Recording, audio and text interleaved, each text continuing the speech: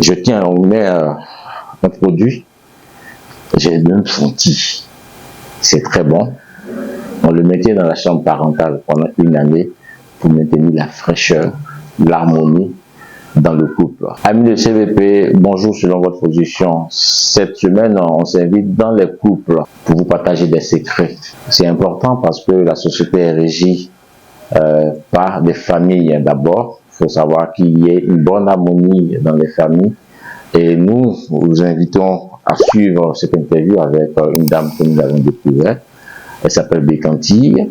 Elle va nous partager son expérience. Comment elle a commencé à faire cette activité. Secret de couple, c'est pas plus tard maintenant qu'avec Bécantille.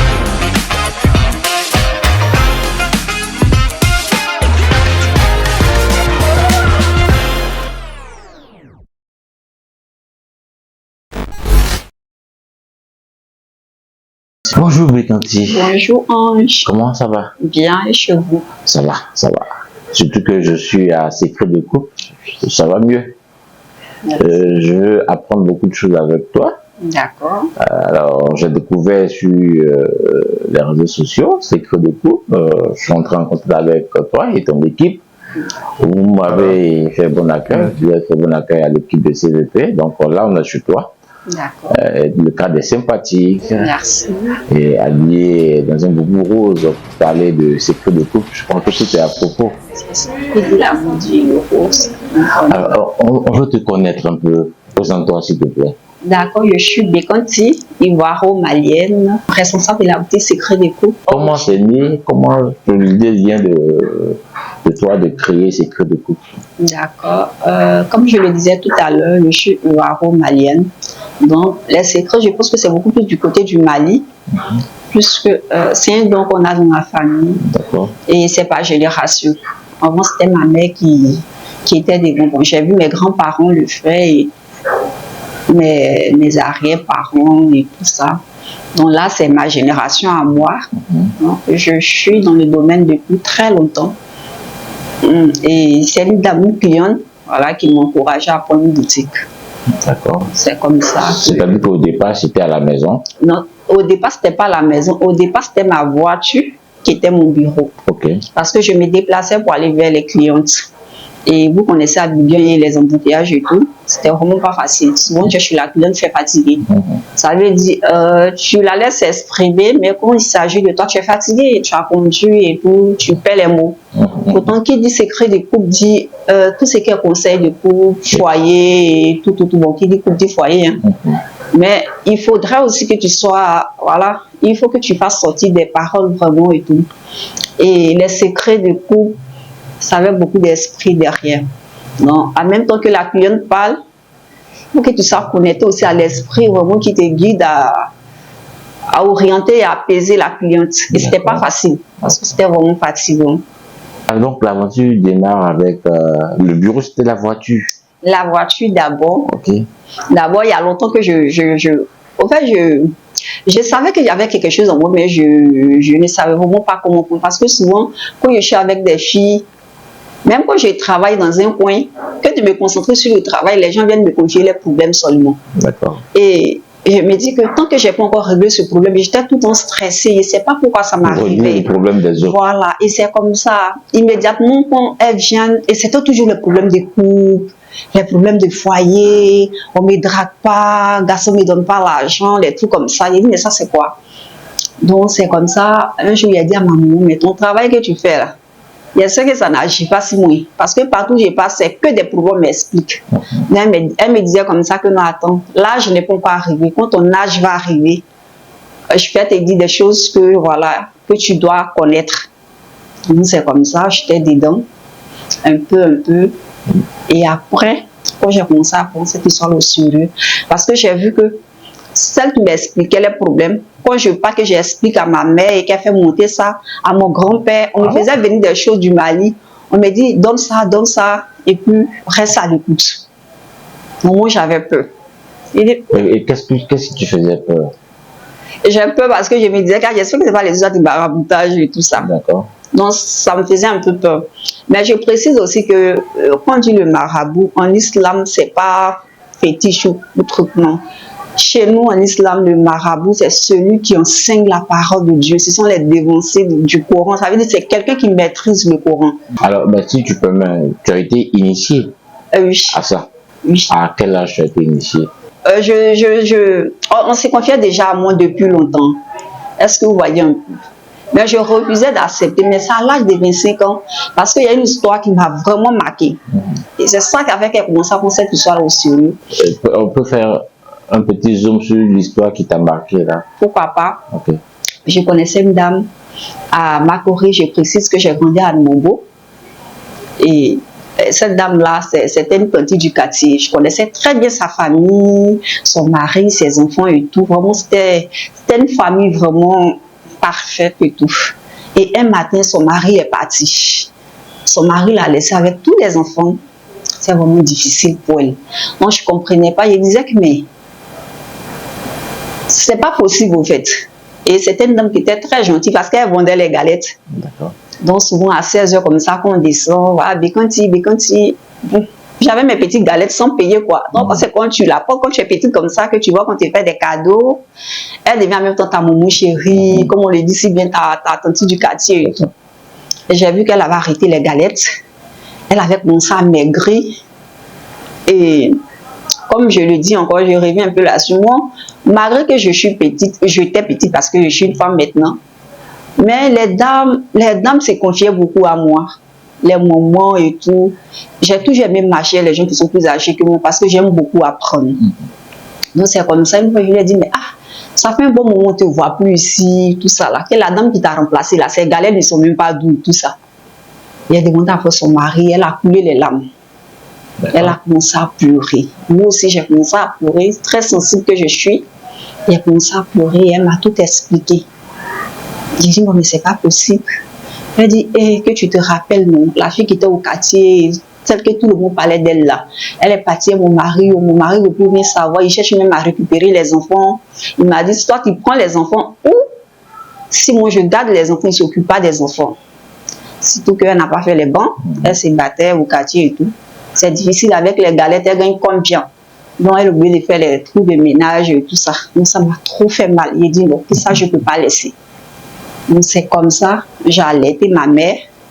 Il dit, voici l'histoire et tout. Elle me dit, mais Abigail ici, là, c'est comme ça, les femmes, elles sont négligentes. Que c'est des choses qui arrivent. Quand tu vas venir faire quelque chose là, elle va trouver que c'est maraboutage, les choses comme ça. Il dit, c'est vraiment ma tata et tout. Moi, je crois, 3 jours après, elle a envoyé des produits. Je suis allée chercher ça à la gare. Donc c'est comme ça que j'ai donné à la petite. Il dit, il faut essayer, on ne sait jamais.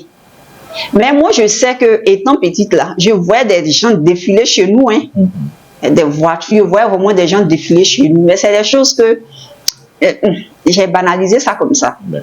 Donc c'est comme ça, elle a pris. Elle dit, mais il n'est même pas à la maison. Il fait comme il dit, il faut faire ce qu'ils t'ont dit de faire et puis on observe. Moi, je disais à ma maman que moi, je n'aime pas les trucs de la honte. Donc la dame a fait, ça n'a même pas fait 1 semaine.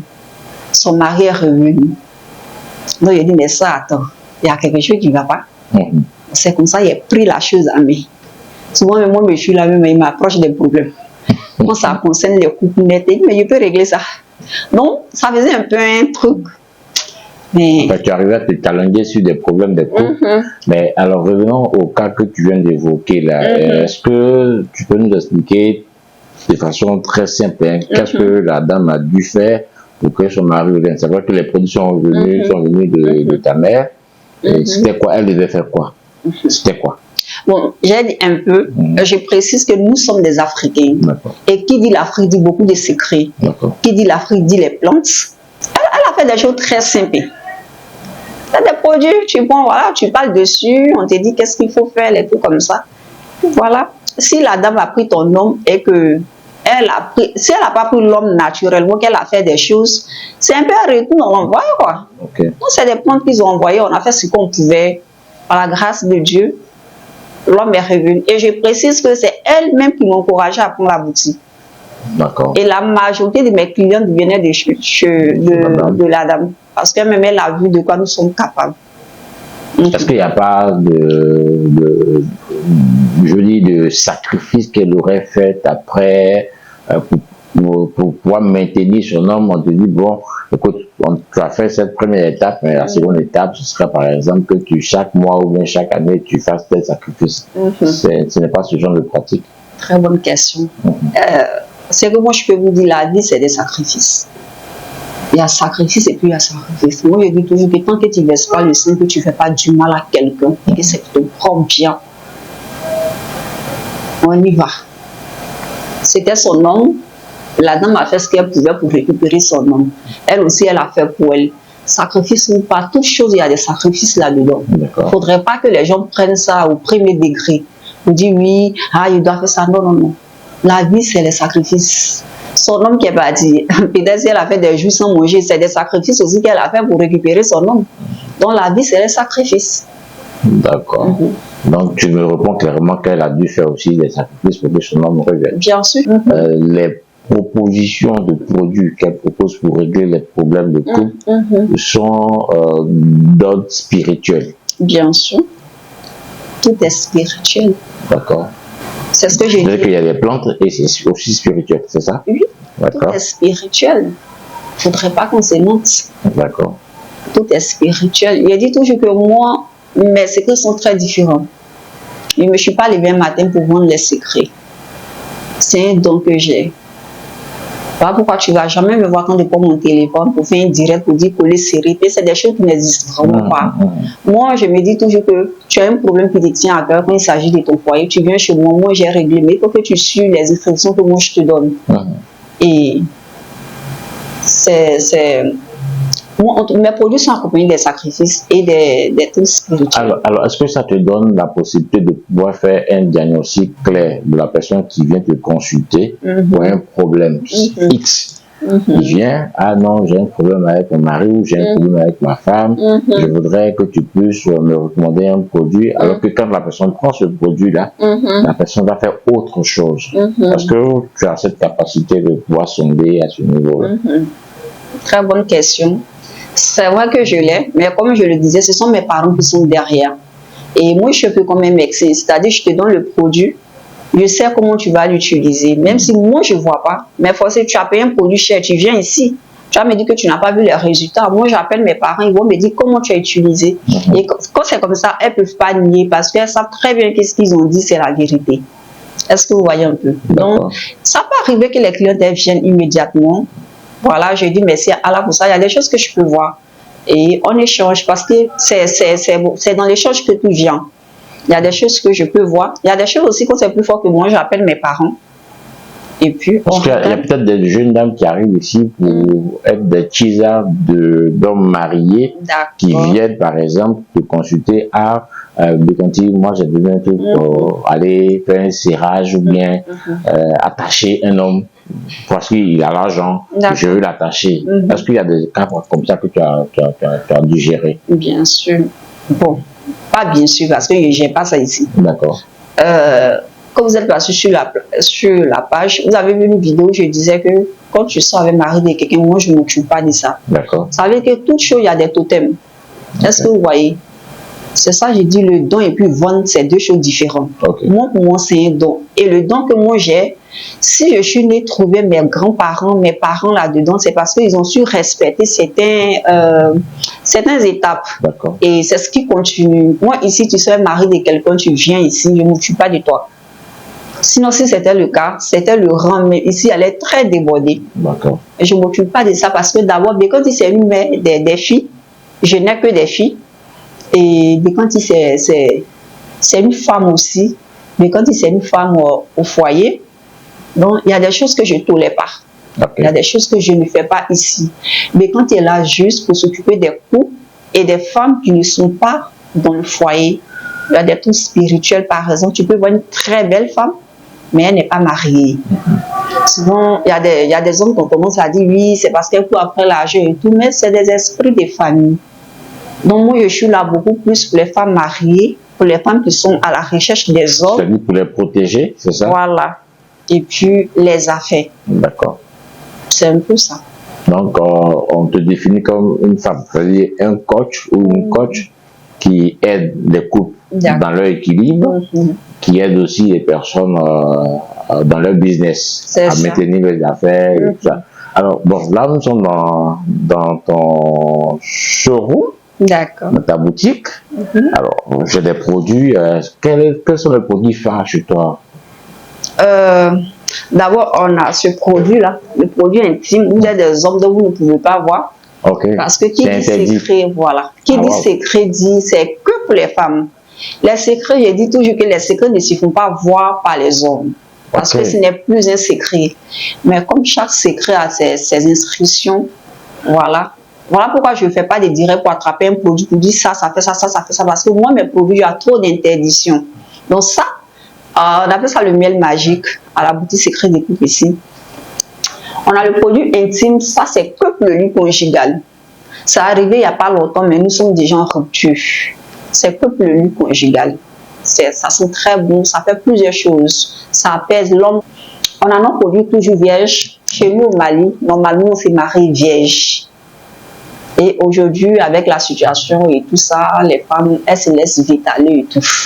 Donc, pour ne pas verser la honte sur tes parents, les moments où elles prennent ça, quand tu as un homme qui te veut, on commence à te préparer avec. En moins de 3 jours, tu redeviens vierge, tu as les résultats. Sérieux? Je vous parle de quelque chose. Tu as les résultats impeccables. Et l'histoire de toujours vierge, je me vais sur la page. C'est quoi, c'est ça? Non, c'est pas ça, c'est là-bas. Il nous reste juste quelques boîtes. On a aussi les petits boules magiques. On a des femmes qui sont très sèches. Dans les petits boules magiques, d'abord, ça te rend spécial en tant que femme. C'est-à-dire, quand tu utilises les petits boules magiques et que ton homme va intimement avec toi, tu es particulier. Alors, Bécanti, tu dis en 3 jours. Oui. Le produit, comment tu l'appelles? Toujours vierge. Je peux? Bien sûr. Comme tu as dit qu'il y a des produits que les hommes... Ça, c'est pas un secret, en fait. C'est vrai que c'est un don, mais c'est pas un secret. D'accord. Et quand la femme l'utilise, elle a le sentiment qu'elle n'a jamais connu d'homme. En 3 jours, maximum une semaine. Hein. D'accord. Voilà.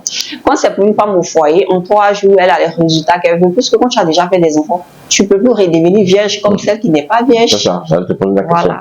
Mais ça, alors je dis bien, même jour, tu peux avoir des résultats. Mais j'aime toujours avancer un peu les jours. Mais si c'est pour te rendre vierge, tu as au moins besoin d'une semaine. Tu fais que ça, pas de rapport intime. Que ça pendant une semaine, ça se fait carrément. Et c'est notre produit phare de la boutique. On a ça et on a les petits boules magiques qui rendent la femme très spéciale. Les petits boules magiques, c'est un produit qui est fait par ma grand-mère. Voilà, que j'ai fait plein de buissons. Les petits boules magiques chez nous comme ça. J'aime toujours dire chez nous, les Maliennes, quand tu te maries, il y a un panier qu'on appelle le panier Koyomuso. Tous ces regroupe là-dedans. D'abord, les bénédictions que les parents te donnent, on te dit quand tu pars, prends bien soin de ton mari, occupe-toi bien de ton mari. Ça ne veut pas forcément dire qu'il faut lui faire le gros plat vraiment pour qu'il mange, non. Le soin d'un homme, c'est beaucoup plus dans la chambre. Donc, quand on rentre dans la chambre d'une femme, on doit savoir qu'on est comment on dit ça? Dans une intimité. Voilà, tout ce qui est là-bas, qui dit les senteurs, le plaisir, tout. Donc, quand ton mari quitte au travail, qu'il rentre dans la chambre, quand il rentre comme ça, il faut qu'il soit déjà apaisé. Tu as tes bailleurs intimes qui sont accrochés, tu as tout ce qu'il faut, vraiment tout, quoi. C'est un arsenal. Voilà. Un arsenal de guerre contre l'homme. Voilà, parce que l'homme doit avoir l'envie de rester chez lui à la maison. D'accord. Vous savez que qui dit le foyer dit tout dans la routine. Donc, qui monte toujours avec les petits boules magiques, le miel magique, les senteurs, ça sent super bon. Ça fait combien d'années que tu es vraiment dans ça? Dans ça. Mais maintenant, c'est 32 ans, donc ça date quand même. Ça date, hein. Ça date. Donc, les expériences que tu as connues, vécues, est-ce qu'il y en a de malheureuses dedans quand même? Vous savez, toute chose, il y a toujours les failles.